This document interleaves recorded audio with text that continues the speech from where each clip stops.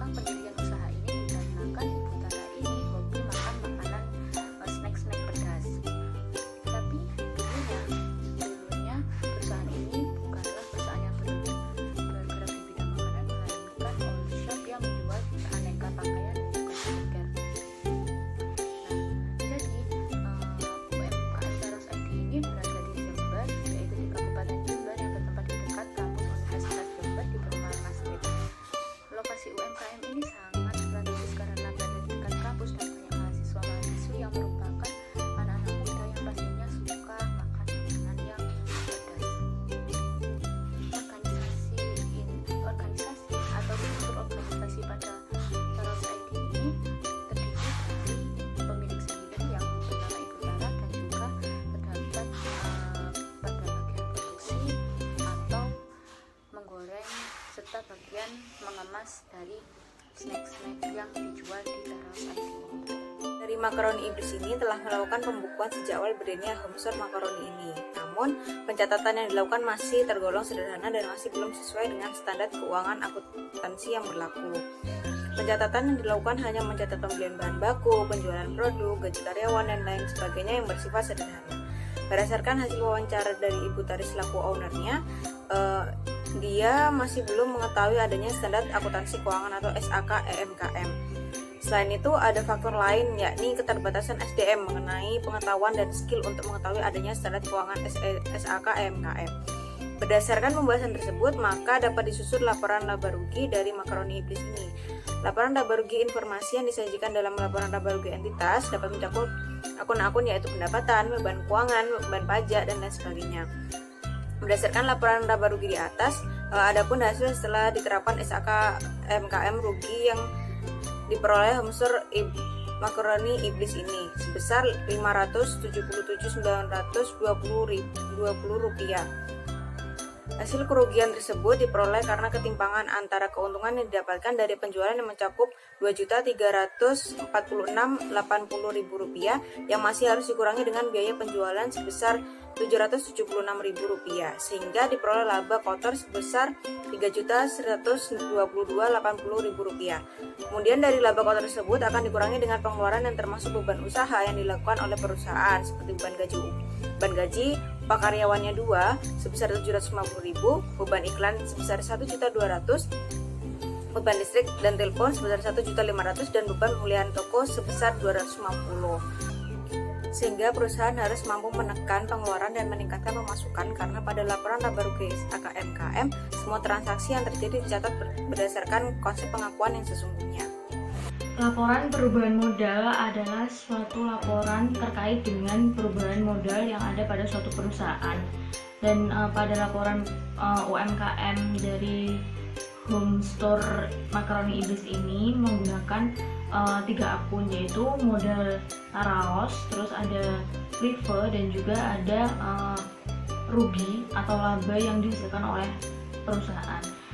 Modal dari Taraos ini mencapai 40 juta pada awalnya, terus pada Prive-nya dia itu mengurangi ada minus 1.900.000 dan juga mengalami kerugian sebesar minus 500.000. Jadi diperoleh modalnya itu totalnya ada 37 juta.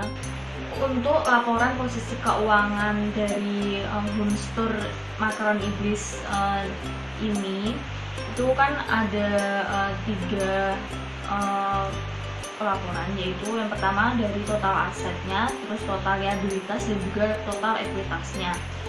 Pada total asetnya itu ada kas bank, kas, dan juga perlengkapan, persediaan barang dagang, dan peralatan kantor. Sedangkan pada liabilitasnya itu ada pajak masukan, pajak keluaran, dan juga utang bank.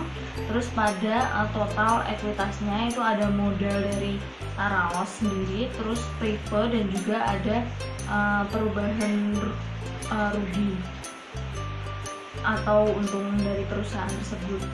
Dan pada aset, total aset itu diperoleh aset sebesar 47.800.000 sekian, dan juga untuk total liabilitasnya itu diperoleh 10 juta sekian, dan juga untuk total ekuitasnya diperoleh 37 juta sekian. Jadi total dari aset itu dan juga pasifannya itu 47 juta. Laporan arus kas yang telah kita buat pada UMKM Home Store Macaroni Iblis ini terdapat 3 aktivitas penting dari perusahaan ini. Yang pertama adanya aktivitas operasi, yang kedua aktivitas investasi, dan yang ketiga adalah aktivitas pendanaan. Yang termasuk dalam aktivitas operasi ini menyebabkan pengaruhnya pada akun seperti kas, perlengkapan, persediaan barang dagang, pajak keluaran, dan pajak masukan. Total dari aktivitas operasi ini adalah 1.450.000. Terus yang kedua adanya aktivitas pendanaan investasi, yaitu yang aktivitas investasi ini mempengaruhi pada peralatan kantor sebesar minus 675.000. Terus yang terakhir ini adalah pada utang bank dan juga privo yang termasuk pada aktivitas pendanaan. Ini totalnya sebesar 8.050.000, sehingga diperoleh total keseluruhan kas untuk menambah pada kas periode awal itu adalah sebesar 5.924, sehingga diperoleh hasil sebesar 35.974.000.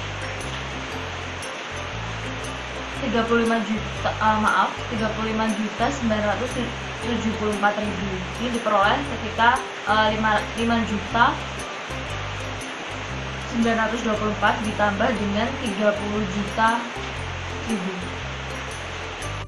Dan yang terakhir dari hasil pembahasan dari laporan kami pada UMKM Home Store Macaroni Iblis ini, pada catatan atas laporan keuangan itu merupakan transaksi-transaksi yang masuk dalam jurnal umum dan merupakan transaksi yang tidak masuk dalam penjualan dan pembelian. Jadi kesimpulannya di sini yaitu berdasarkan hasil pengamatan dan wawancara yang dilakukan, pemilik usaha di sini menyadari bahwa melakukan penyusunan laporan keuangan itu penting dalam suatu usaha. Namun dalam kenyataannya pemilik usaha masih melakukan pencatatan secara manual atau sederhana yang belum sesuai dengan SAK UMKM.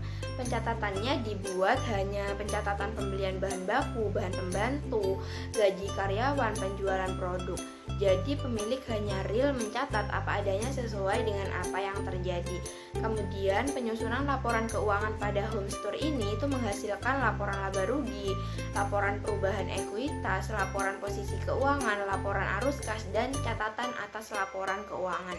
Berdasarkan laporan laba rugi, adapun hasil setelah diterapkannya yaitu diperoleh rugi sebesar 500.077.920.